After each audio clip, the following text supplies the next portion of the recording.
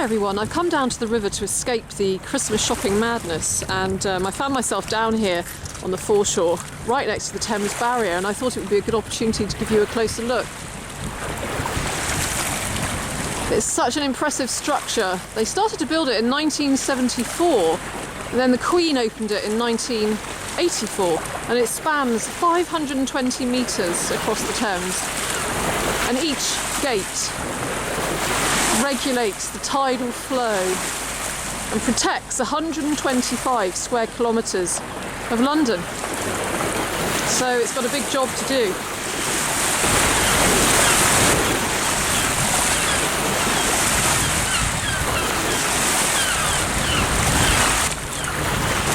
And this video is going to be made up of several items that I found over some recent mudlarking excursions, a few different ones. So thank you for accompanying me, and I hope you enjoy it.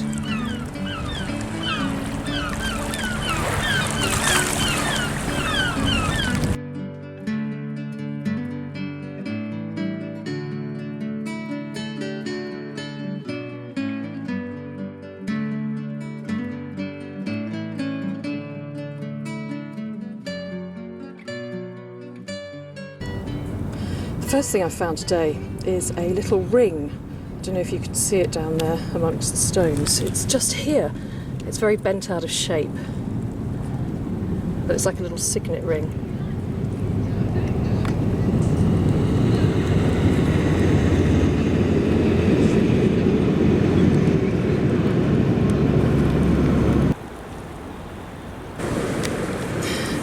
And here we can see the end of a spoon. Let's see how much there is. Oh, underneath. Oh, it is entire. I wonder if it's got anything on it, like where it's come from. Let's have a look.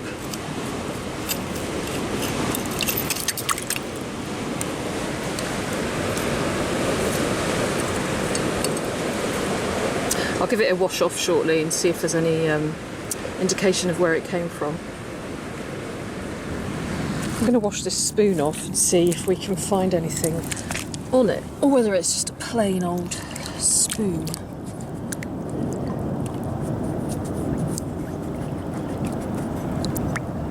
Oh, there is something on it. What's that? Oh. Is it nursery? TGH? Or nurses? Well, that's interesting.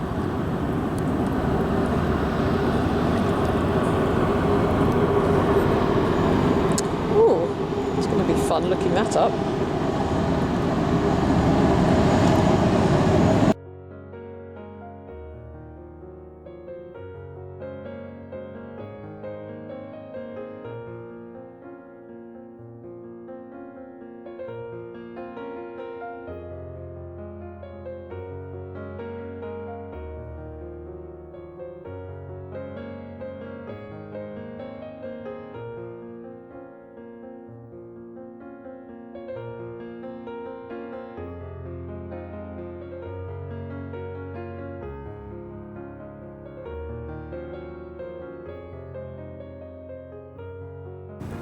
Just down here I can see some ammunition which is broken. It's not live, but it's come from the same, you know, they're one of the same. I don't think that's a 303 round, it looks a little bit bigger.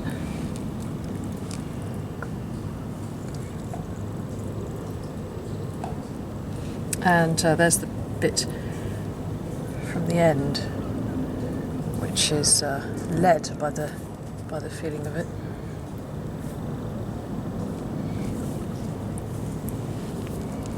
So if anybody knows which calibre that is, do let me know, please.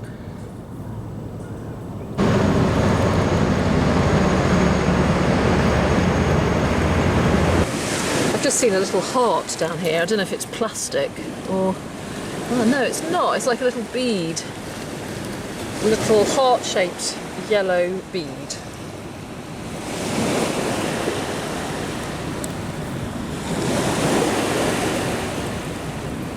How nice.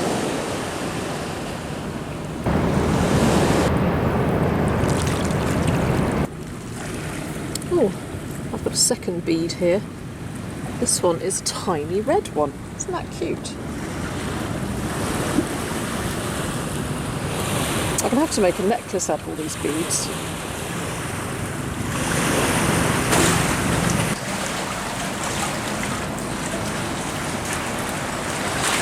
I've just seen this tag here and I'm quite excited because I've seen that something is engraved on it.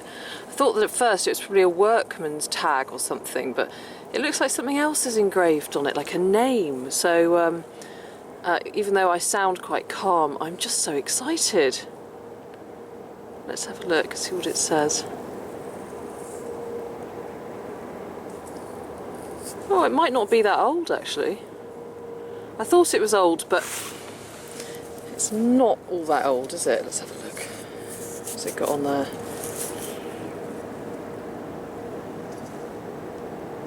Is that Tom? Could be Tom or Terry. And then on the other side,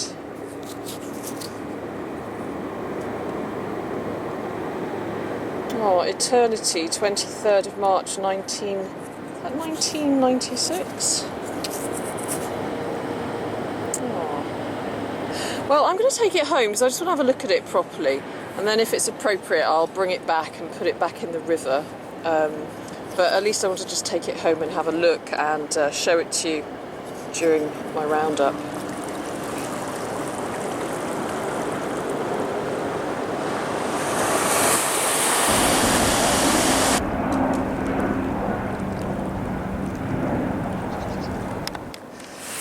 There's a coin down here, and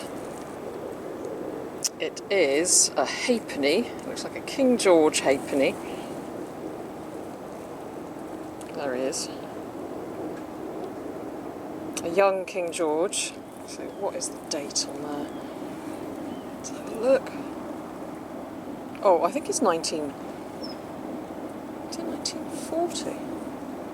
Yeah, 1940.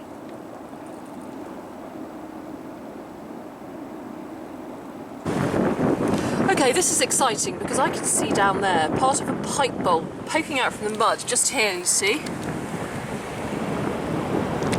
And it looks like a sort of a basket, a weave design, and of course I want to know if it's a whole pipe or whether it's just a part of a pipe or if it's a bowl. So let's have a look. I'm going to take some of the mud away from it and hope that the river is going to be kind and give us a whole pipe. Well, it feels hopeful. Feels hopeful. Yeah, I can feel certainly that there's a bowl anyway. Let's have a look. Yeah, I don't think the stem's very long, but well, that's not bad. And what a beautiful bowl that is. It's like a basket design. Okay, I'm going to go and give it a little rinse. Here we are, going to give it a little rinse off in this wake here.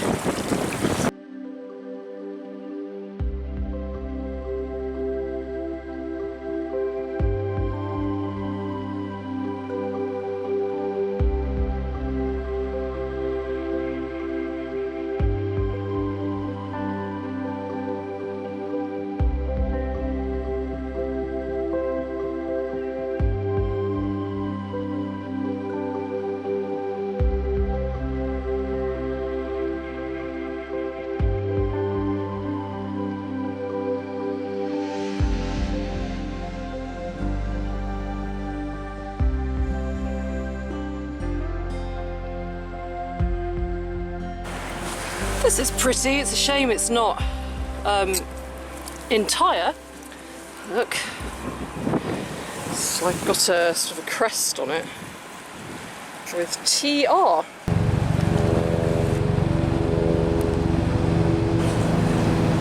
I've just seen something here which is round and looks like it could possibly be maybe a token. Let's have a look, see what's got on it. It might be nothing at all. It's definitely got something on it. quite see in this light.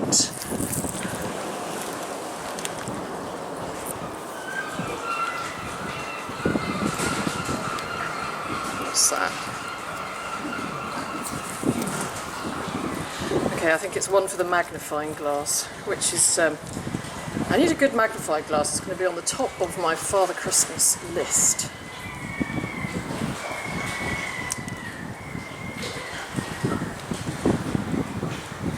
Okay, take it home, look it up.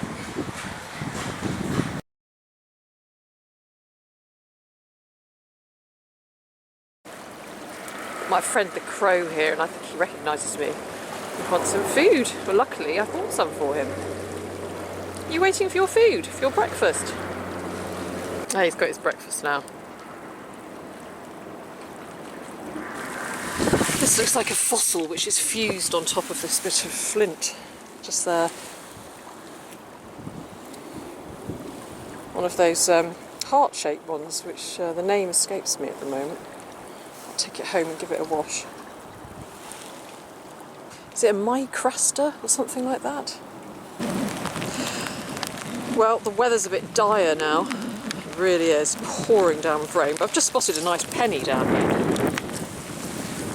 Just here.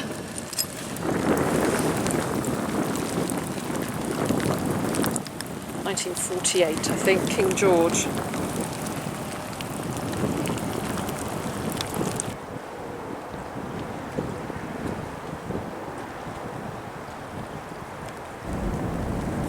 There's a little bit of clay pipe stem down here with, on this side, it has Plumstead,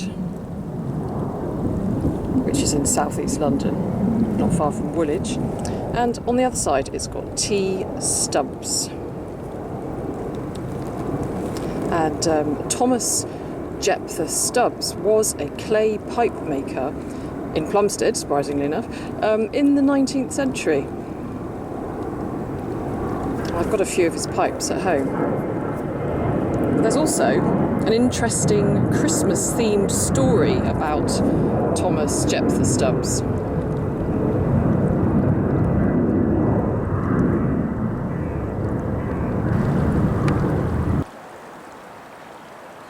Look at this wonderful old boot. I saw it coming out of the mud the other day, and now it's fully out.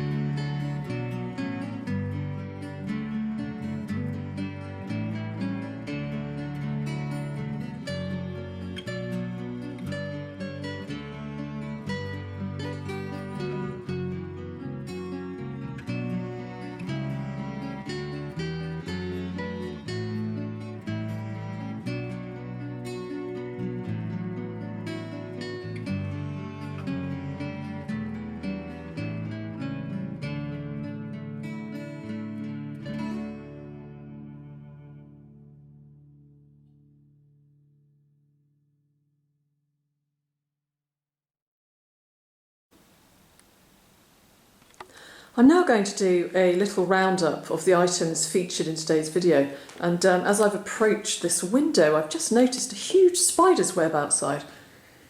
Look at that, what a feat, it's huge, and there's a big spider in the middle as well. Let's go and have a look. Can you see him? Where is he? There he is.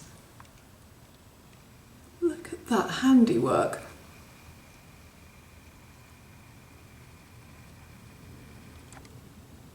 Well, I would like to be a fly out there.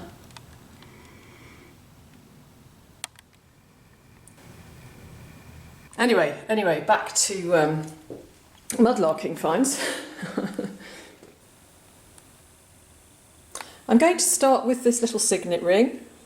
It's so small and delicate. It's amazing that it survived the buffets of the Thames tides, really, but here it is, intact, a little bent and battered, but intact. It probably belonged to a child or a woman, I should think.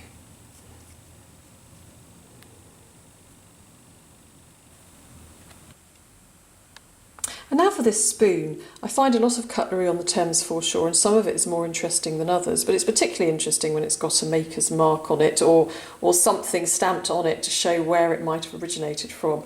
And this one does have TGH nurses on it, and after consulting with some people on Twitter, it was suggested that it could be from a general hospital.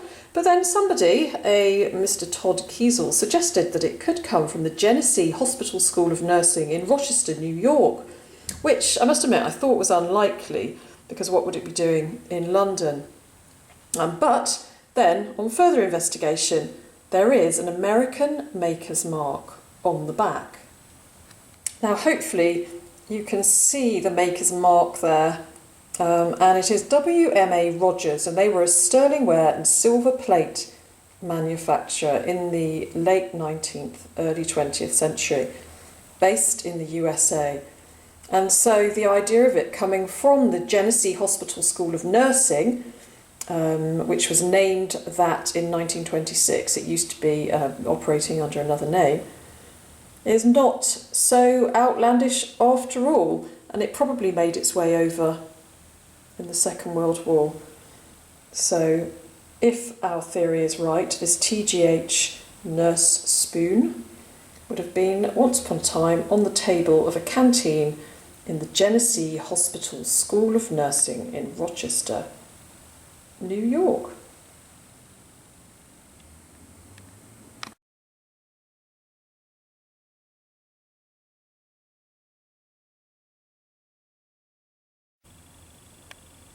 The next item I want to talk about is this pipe. And you can see that since the video, since the moment when I found it, it's now faded. It's still got mud in it, but it's faded back to a nice ivory cream colour. Now, I haven't washed it at all. I don't use bleach or anything like that. It just fades back to its original colour when it gets out of that mud. It's so lovely. Look at it. It's a basket weave design, and I think it would be late 19th century. I've got another one over here which I found a few years ago. Let's get it out. And this one, let's compare them. The bowl is slightly bigger, and even the basket weave is slightly different, but it's still a basket weave design.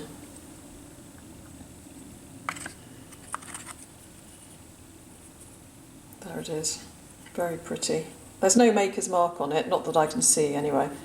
It's got a little bit of intricate work there as well. It would have come out of a mould.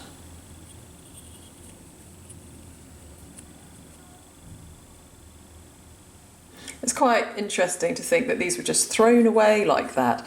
I mean, they are like little works of art, and they were just disposed of very quickly after one or two smokes, when now, you know, they're real collector's items. Next, we've got this broken piece of ordnance here.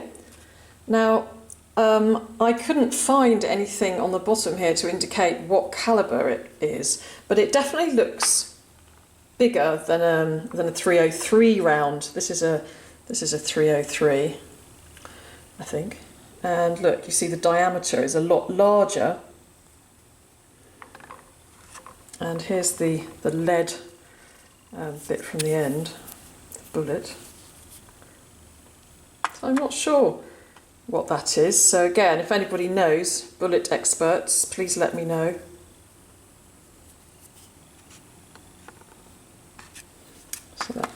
One in there.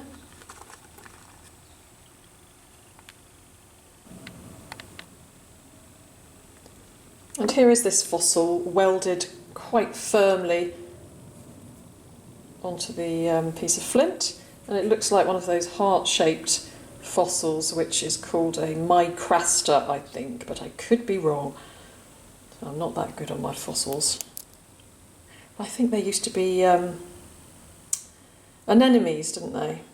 In fact, you can see some of the little tiny holes where the spines would have been. Quite interesting, and obviously one of the oldest artefacts you can find on the River Thames. Here is this bottle. It wasn't until I washed it that I thought how pretty it is, because the top of it really looks quite sort of crude and quite old. It doesn't look like a modern moulded bottle. I do love that little flared neck there. I suppose it's probably 19th, sort of mid-19th century, and it's got such a nice translucent colour as well, and quite an uneven neck, which I like. There are a few nice pieces of pottery. There's a nice piece here, which is a shame it's not whole. We could have seen what it actually said and whether this motif means anything, but all we've got is TR, so we're unlikely to find out much about it, I shouldn't think. And this one is rather nice. A little couple outside the cottage. A little castle scene as well. And a couple of beads. This lovely little yellow one. Pretty little red bead. There's the 1940 King George halfpenny. There he is.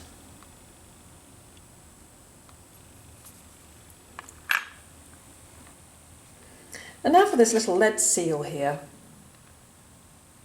It does have some kind of design on it. I'm not sure what that is. There appears to be a couple of fleur-de-lis on either side. And on the back, there's nothing very much, but it's probably some kind of bag seal, I expect. But if anybody has any ideas, please let me know. Here is this little tag, which says on it, Eternity, 23rd of March, 1996, on that side.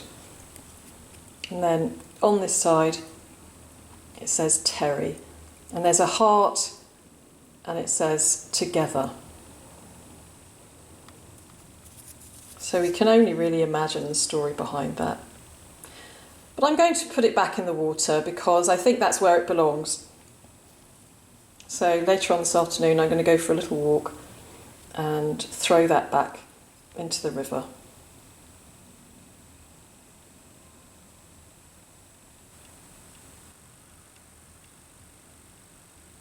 Then lastly, there's this little tiny piece of pipe stem here with the name T. Stubbs there, and on the other side Plumstead. And not surprisingly, Thomas Jephthah Stubbs was a pipe maker from Plumstead in the 19th century. He had a pretty hard upbringing. He spent a lot of his time in the workhouse as a child because his father, also a pipe maker, was very poor. And he left when he was about 15 years old, and he ended up having his own rather successful pipe business. And he went on to have about 10 children with his wife. Now in 1889, his son Alfred, who was about 13, was caught stealing holly one Christmas. He was sent to the magistrate's court, and the magistrate said to the fathers, okay, you can punish your sons in the way which you wish.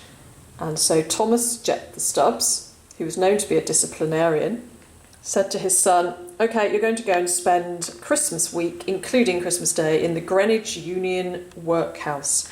And so that is what he did. So Alfred Stubbs did not have a very Merry Christmas, and I don't expect he was caught stealing holly again.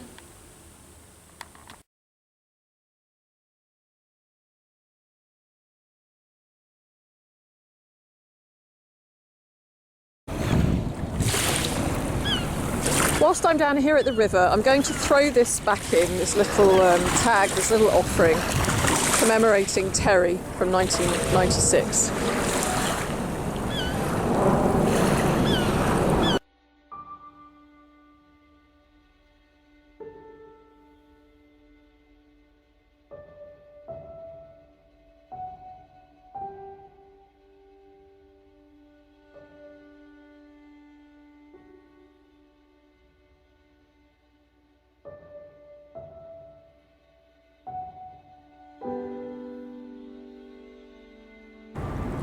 It's funny to think that not far from this peaceful little haven of the Thames foreshore, the frenetic activity of business, life and Christmas is going on. And whilst we're on the subject of Christmas, I'd like to wish you a very, very happy and peaceful one. And thank you very much for watching, and see you again soon. Lost again, going back around, dreaming of a time when I get things right. Lost in the shadows of a